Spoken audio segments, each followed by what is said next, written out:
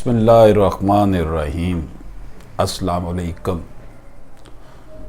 दोस्तों, आप सब के लिए दुआ है कि अल्लाह पाक हम सब पर अपना ख़ास करम फरमाए। दोस्तों, वक्त बहुत तेज़ी से गुज़र रहा है। समझ लीजिए ज़िंदगी सिरकती जा रही है और मौत करीब आ रही है। हर आने वाला लम्हा हमें ज़िंदगी से दूर और मौत के करीब कर रहा है। और फिर जब मौत ने हमें आ लेना है तो फिर हमारे अमाल, हमारी डीड्स, उनका चैप्टर क्लोज़ हो जाना है। फिर उनका ऑडिट शुरू हो जाएगा। Whatever we did in this world will be examined.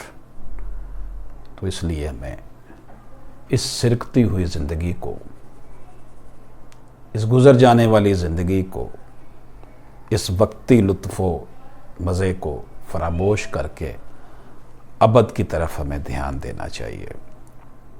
आज हम हैं, कल हमने नहीं होना।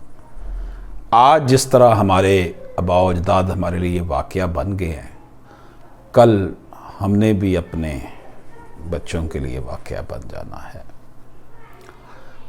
हमारा आज जो टॉपिक है वो 498A के हवाले से है। पाकिस्तान पीनल कोड में ये एक सेक्शन इंसर्ट किया गया था। ये prevention of anti women practice act 2011 एक पास किया गया था। The prevention of anti women practice criminal law amended act 2011 was passed by the National Assembly of Pakistan on 15th November 2011 after much great effort and lobbying by the women's movement and the move of the Bay led by Dr. Donial Aziz. This law prohibits several oppressive and discriminatory customs practiced towards women in Pakistan, which are not only against the dignity of women but also violate human rights and are contrary to Islamic injunctions.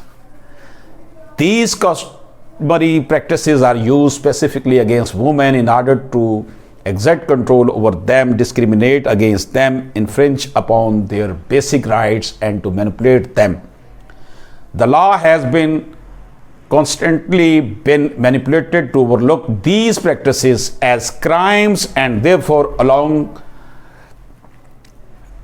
ये जो prevention of anti women practice act 2011 में पास हुआ था, आज हम उसकी एक जो शिक है 498A पाकिस्तान पीनल कोड में जो इंसर्ट की गई थी उसकी बाबत बात करेंगे।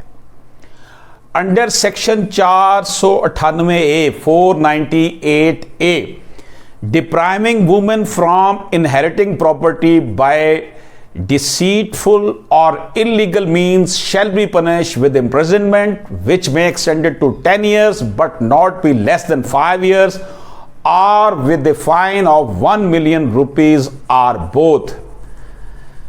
गोया के जो शख्स भी किसी भी औरत को जो है गैर कानूनी तौर पर या धोखाधड़ी से उसके विरासती हक से महरूम करेगा तो उसके लिए सज़ा रखी गई है, जिसकी सज़ा जो है वो 5 साल कैद से कम नहीं होगी और 10 लाख रुपए जुर्माना यानी 1 मिलियन, यानी खातून को उसके विरासती हक से गैर कानूनी तरीके से या धोखे से महरूम करना जुर्म है। अब इसका तरीकाकार क्या है जनाब? आप एक एप्लीकेशन लिखेंगी कि जनाब हमारा ये विरासती हक बनता है लेकिन हमारे भाइयों ने इसके ऊपर कब्ज़ा किया हुआ है या भाइयों की औलाद ने कब्ज़ा किया हुआ है या किसी शख्स ने और ने कब्ज़ा किया हुआ है, उसने कोई जैली डॉक्यूमेंट बनवा लिया हुआ है, कोई हिबा का, तमलीक का, इस तरह के टैक्टिक्स इस्तेमाल किए जाते हैं पाकिस्तान में ख़वातीन को महरूम करने के लिए विरासती जायदाद में से। तो उसके लिए जो दरख्वास्त लिखी जाएगी अपने इलाके के SHO के पास, उसको आप दरख्वास्त देंगे कि जनाब इस इलाके में ये प्रॉपर्टी है और इसके ऊपर हम जो है वो पर्चा करवाना चाहते हैं। डेफिनेटली जहां पर प्रॉपर्टी होगी उसी इलाके में अगर हम एप्लीकेशन देंगे तो तब ही उसका जो है ना कुछ असर होगा। तो एप्लीकेशन जब आप देंगे कि जनाब मिसाल के तौर पर मेरे भाइयों ने या भाई की औलाद ने, मैं खातून हूँ, उस मुझे प्रॉपर्टी पे कब्जा किया और मुझे कुछ नहीं दे रहे, तो इसमें आपने 498A पाकिस्तान पिनल कोड के तहत देनी है दरख्वास्त कि मेरे अब्बा फौत हो गए हैं मिसाल के तौर पर। ज़ाहिर है बाप फौत होगा तभी विरासत बननी है ना। तो इन्होंने ये इन केस के बाप फौत हो गया है, प्रॉपर्टी जो है वो भाइयों के कब्जे में है, बहनों को नहीं दे रहे, तब ये आपने ये जो है ना 498A एक्शन में आएगा कि जनाब मुझे मेरे भाइयों ने डिप्राइव कर दिया है इनहेरिटिंग प्रॉपर्टी से।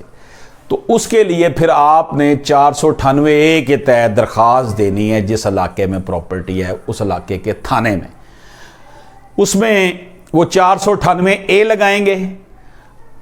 पाकिस्तानी पुलिस फौरी तौर पर जो है ना वो उनको पता ही नहीं है। मैंने इस हवाले से लाहौर में चंद एक केस किए तो लाहौर की पुलिस को पता ही नहीं था, ये अब 2 साल पहले की बात है, तो ये 2011 को उन्हें पता ही नहीं था कि 498A PPC में इंसर्ट हुआ है। तो वो पुलिस जो है ना वो इसी तरह टेक्निक्स इस्तेमाल, अच्छा जी देखते हैं ये तो प्रॉपर्टी का मामला है, ये सिविल मैटर है, ये सिविल केस चलेगा, आप थाने में किधर आ गए हैं, ये कर लें वो कर लें।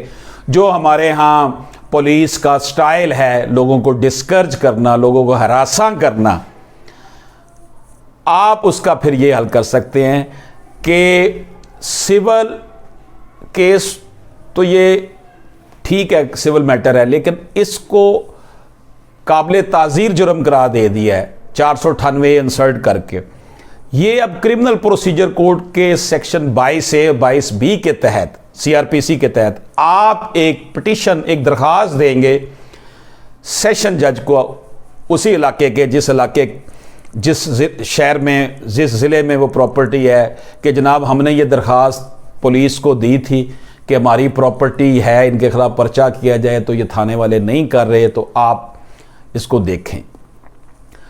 सेशन जज के पास, ज़ाहिर है एडिशनल सेशन जज इसको सुनता है, वो इसको देखेगा और वाकई अगर भाइयों ने कब्जा किया हुआ है और उसको नहीं दे रहे प्रॉपर्टी, तो उसको फिर जो है वो उनके ऊपर पर्चा दर्ज करने का ऑर्डर दे दे। हाल जो है ये इंतहाई जो है वो इम्पोर्टेंट है, लेकिन बहनें जो हैं वो कहती हैं हमारे भाइयों को हमने जेल क्या करवानी है। ये जो नरम लहजा जो है ना, नरम, हमारे माशरे में बहन भाई की मोहब्बत बड़ी मिसाली होती है, लेकिन वो मोहब्बत इस हद तक ही होती है जी बहन के घर से हमने पानी नहीं पीना, हम बड़े जो है ना वफादार हैं, लेकिन बहन का जो हिस्सा शरीयत दे रही है, जो कानून दे रहा है, जो अल्लाह पाक ने दिया है, जो अल्लाह की हदूद में से है, वो नहीं देते।